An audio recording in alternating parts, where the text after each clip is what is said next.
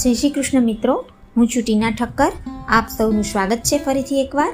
આજે આપણે શ્રીમદ ભગવદ્ ગીતાના પ્રથમ અધ્યાયના 7મા શ્લોકનું વિગતવાર વિવેચન અને તેનાથી મળતી જીવનની અનમોલ શીખ સમજીશું. તો પ્રસ્તુત છે શ્રીમદ ભગવદ્ ગીતા પ્રથમ અધ્યાય અર્જુન વિષાદ યોગ 7મો શ્લોક. અસ્માકં તુ વિશિષ્ટાયે તાની બોધ દ્વિજોતમા નાયકા મમ સૈન્યસ્ય સંજ્ઞાર્થ તાન બ્રવીમિ તે. અર્થ: પાંડવોના પક્ષના વીરોની વાત કર્યા પછી હવે દુર્યોધન પોતાના પક્ષના મહાન યોદ્ધાઓ વિશે ગુરુ દ્રોણાચાર્યજીને જણાવી રહ્યા છે.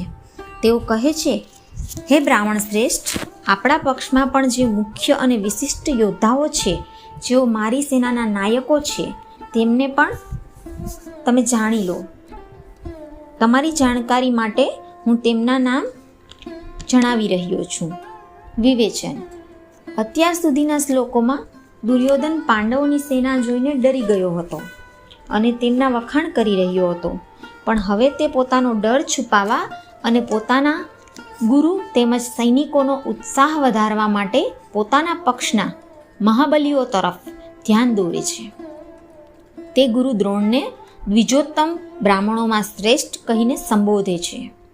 દુર્યોધન એવું બતાવવા માંગે છે કે ભલે પાંડવો પાસે મહાન વીરો હોય, પણ અમારી સેના પણ કંઈ કોઈનાથી ઓછી નથી. આ શ્લોક દર્શાવે છે કે જ્યારે માણસ અંદરથી નબળો પડે છે ને, ત્યારે તે પોતાની જાતને મજબૂત સાબિત કરવા માટે વધારે પ્રયત્ન કરે છે.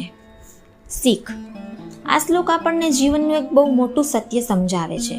ઘણીવાર આપણી સામે કોઈ મોટી મુશ્કેલીઓ આવે ત્યારે આપણે માત્ર નકારાત્મકતા, નેગેટિવ વસ્તુઓ જ જોવા લાગીએ છીએ, જેનાથી આપણો આત્મવિશ્વાસ તૂટી જાય છે. દુર્યોધન પહેલાં પાંડવોની શક્તિ જોઈને પોતાનો આત્મવિશ્વાસ ખોઈ બેસે છે અને પછી તેને પાછો મેળવવા માટે પોતાની શક્તિઓ ગણાવવા બેસે છે. જીવનની શીખ એ છે કે આપણે ક્યારેય પણ આવી પરિસ્થિતિ આવવા દેવી જોઈએ જ નહીં. મુશ્કેલી આવે તે પહેલાં જ આપણે આપણી અંદરની શક્તિઓને, આપણી ખૂબીઓને અને આપણી પાસે રહેલા સારા સંસાધનો પર આપણને પૂરો ભરોસો હોવો જોઈએ. પોતાના પરનો વિશ્વાસ જ તમને ગમે તેવા કપરા સમયમાંથી બહાર કાઢી શકે છે. તો ફ્રેન્ડ્સ, દરરોજ ગીતાજીનું આવું દિવ્ય અદ્ભુત જ્ઞાન સરળ ભાષામાં મેળવવા માટે મારી ચેનલને સબસ્ક્રાઈબ જરૂરથી કરજો અને ફેસબુક પેજને ફોલો કરજો. જય શ્રી કૃષ્ણ.